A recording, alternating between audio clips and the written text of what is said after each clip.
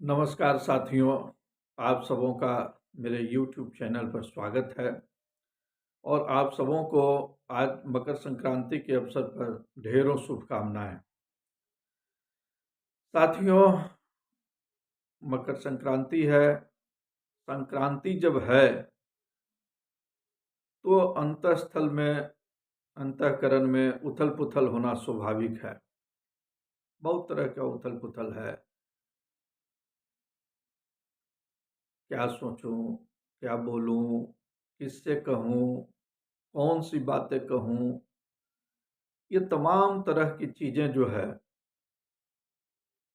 वो उथल पुथल मचाई हुई है। कभी सोचता हूं कि ये विषय पर कुछ बोलूं तो लगता है कि उसको बुरा लग जाएगा। फिर दूसरा सोचता हूं कि ये विषय पर बोलूं, फिर लगता है कि फिर कोई ना कोई नाराज हो जाएगा। ये सारी परिस्थितियां जो है मन में उथल पुथल मचाई हुई है और कुछ समय तक के लिए मौन अपने आप उतर आया। फिर आज ही के दिन माँ गंगा जो है हमारी इस धरती पर जो है सो उनका अवतरण हुआ। माँ गंगा सबों को निर्मल करने के लिए इस पृथ्वी पर आई, भागीरथ प्रयास से। तो मुझे लगा कि जब माँ गंगा निर्मल करने के लिए आई तो निर्मल भाव से जो है मैं भी आप लोगों से कुछ चर्चा कर ही लेता हूँ इस संक्रांति के अवसर पर। बुरा लगे तो क्षमा कीजिएगा।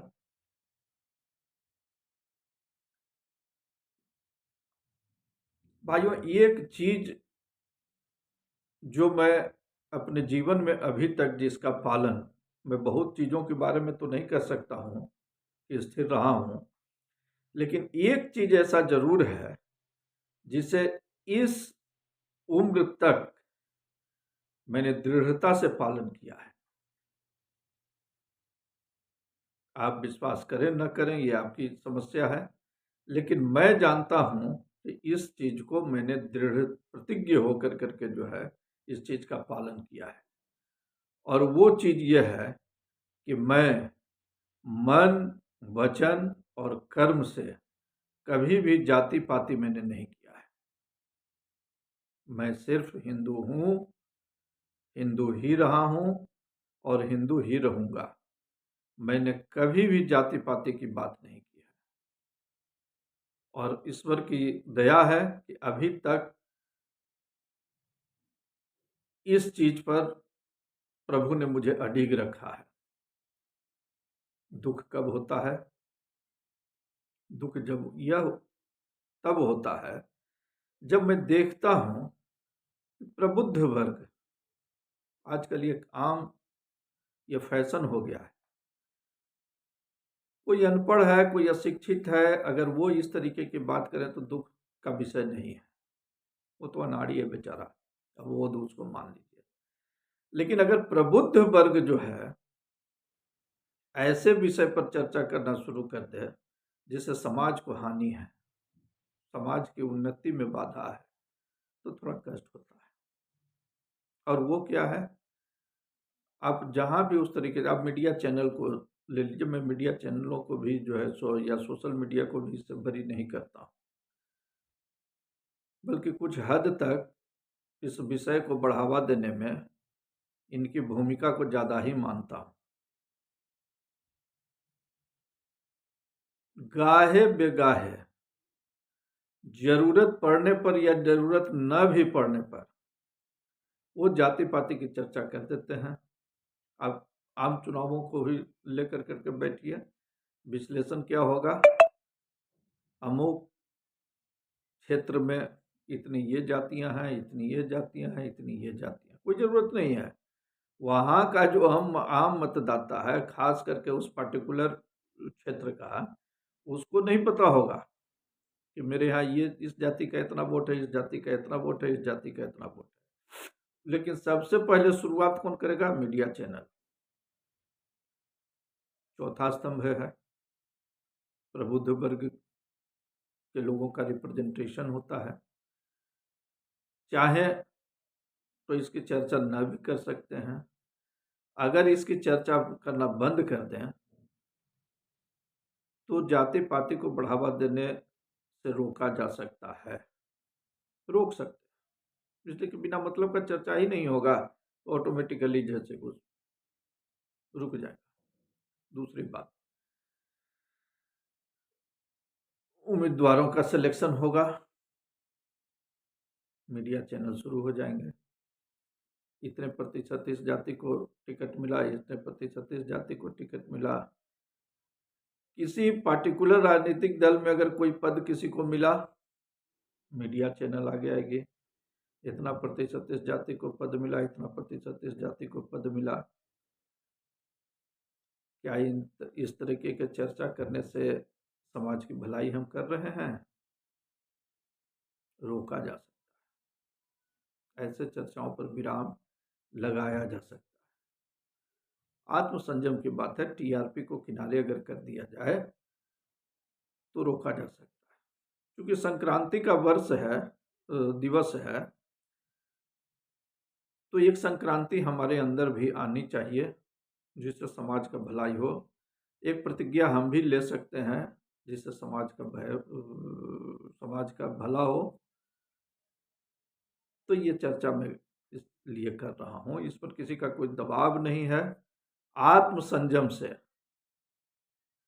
परिष्कार करने के लिए जो है इस तरीके का काम किया जा सकता है, जिसकी जरूरत नहीं है समाज में करने की।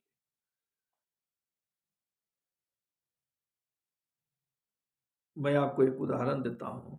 बहुत पहले जो है तो मेरे पिताजी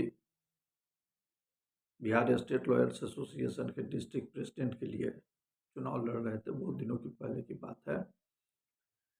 एक खास वर्ग ने घोषित करना शुरू कर दिया कि अमुक बाबू जो हैं सो अमुक जाति से के हैं, उम्मीदवार हैं।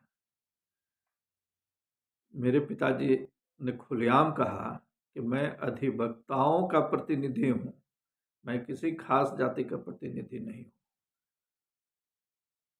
और इसी चीज पर वो अड़े रहे और नतीजा ये हुआ कि उस जिला में जब निर्णय हुआ चुनाव का तो उसमें जो है 256 वोटों से इनकी जीत हुई। हमको लगता है कि पूरा 500-600 वोट होगा उस जिला का उस वक्त। तो इस तरीके से जो है सो अपने आप को एक जातीय कैद में न बांध कर करके समाज का भला किया जा सकता है। दूसरी चीज यहाँ पर मैं ये बात कहना चाहता हूँ, युवा परेशान तो हैं ही, बेचैन हैं। समाज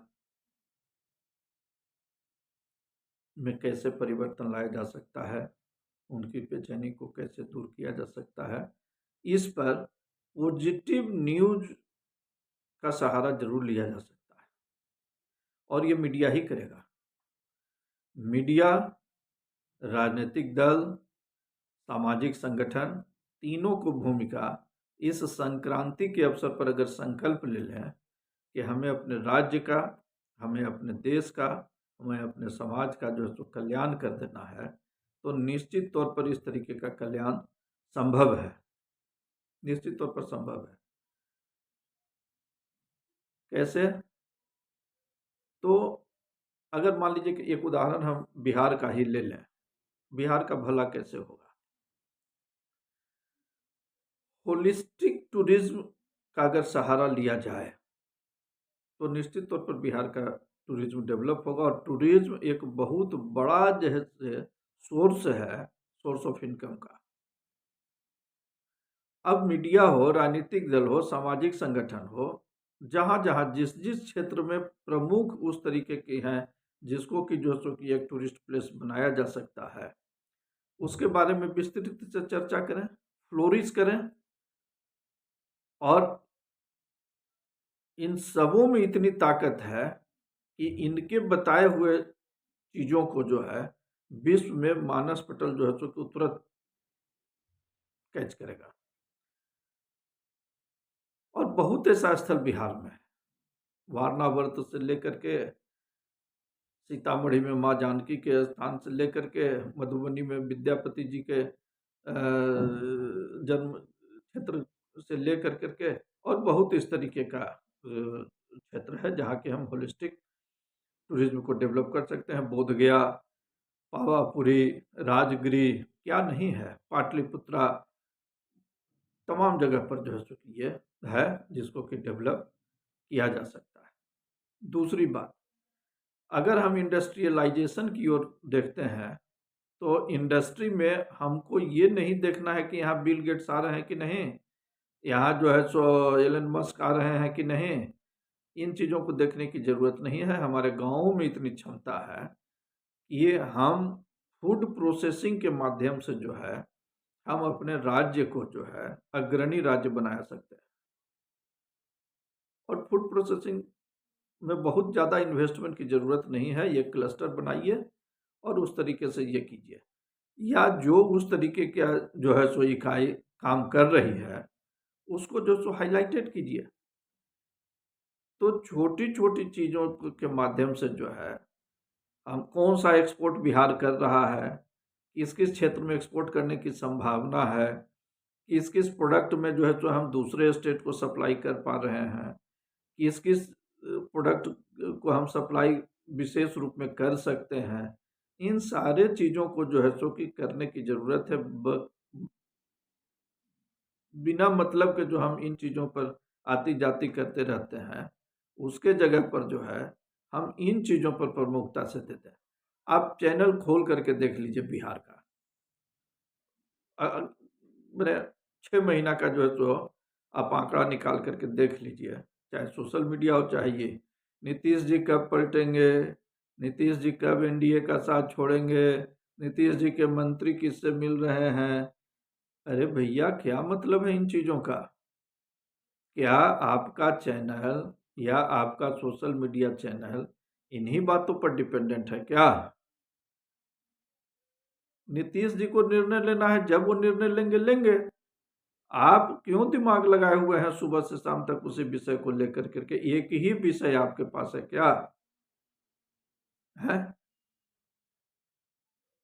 नीतीश जी कब इधर से उधर होंगे और लालू जी ने कब स्वागत करने के लिए कहा, और इस पर बाकी एनडीए के दलों का क्या रुख है? बस सुबह से शाम तक जो कहानी छोड़ दीजिए इन चीज़ों को। इससे भला नहीं होगा हमारे राज्य का। हमारा भला जो है आप उभारिए, मुद्दों को उभारिए। इस चीज़ से जो है आप सेलेक्ट कीजिए मुद्दों को, किन चीज़ों से हमारे राज्य का ग्रोथ होगा, कौन से इंडस्ट्रीज लगाने का जो है तो कि हमारे यहाँ स्कोप है, उसको कैसे किया जा सकता है। कोऑपरेटिव के माध्यम से किया जा सकता है, इंडिविजुअली किया जा सकता है, कौन कौन से स्टार्टअप्स लगाने की जो है तो की बात हो सकती है, कौन कौन से स्टार्टअप्स काम कर रहे हैं। इन सारे चीज़ों को हाईलाइटेड कीजिए, भला हो जाएगा। अन्यथा बेचैन युवा जो है वो ही परेशानी का कारण हो जाएंगे। इसलिए कि एक हमारे मित्र ने जो है चूँकि हमको सलाह दी थी अपनी ये कि जब मैनेजमेंट के समय का, जिस नदी में पानी हो, जो नदी पानी से लबालब हो, उसी से बिजली उत्पादन हो सकती है और उसी नदी से बाढ़ भी आ सकती है। अगर आप कंट्रोल नहीं कर पाएंगे ऐसे ऊर्जावान शक्ति, युवा शक्ति को, तो ये बाढ़ लाने में भी सक्षम है।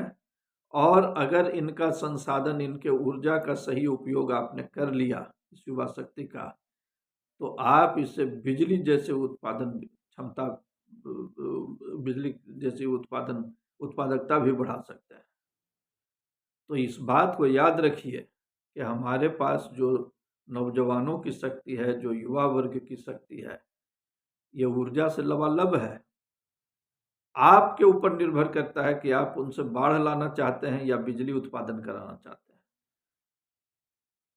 संक्रांति का अवसर है, बहुत देर लगा सोचने में कहूँ न कहूँ, लेकिन फिर लगा कि जो है सो चूँकि माँ गंगा का अवतरण हुआ इस धरती पर, मैं भी अपने निर्मल भाव से कुछ कह दूँ आपको और उसी निर्मल भाव से स्वीकार करके अगर अच्छा लगे तो उसका पालन हो, न अच्छा लगे तो मुझे क्षमा करेंगे। धन्यवाद।